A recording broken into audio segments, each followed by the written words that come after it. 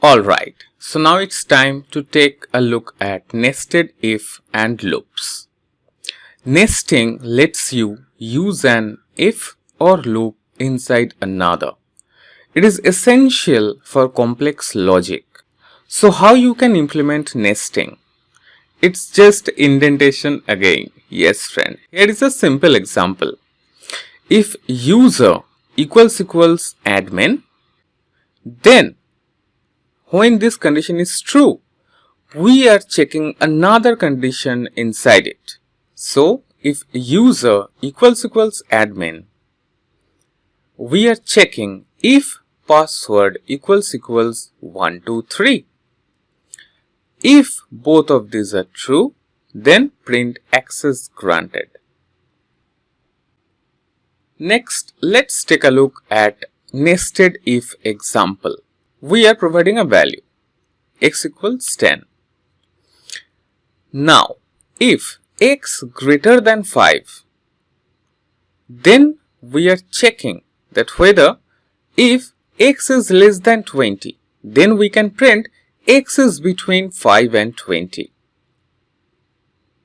How about you create a program where you take input from user and checks whether that number is between 20 to 50. Alright. Next, let's take a look at nested loops example. This is really awesome friend.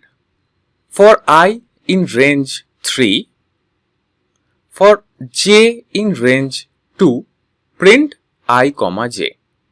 Here you will see all combinations of I and j. Yes friend.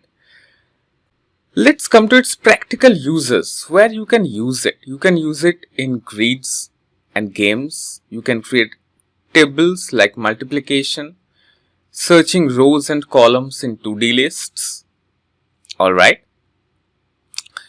Now here is an example where we are going to create a 5 by 5 grid.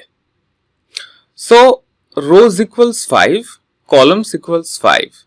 For I in range rows, for j in range columns, print star. End equals blank. This is a space, alright.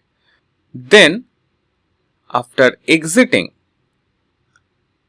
from this j loop, so inside I loop only, we are printing nothing. Print blank.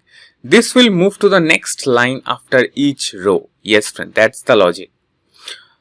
So when you execute this code, you will see 5 by 5 grid filled with stars. Alright. So that's it guys. See you in our next module, functions and modules.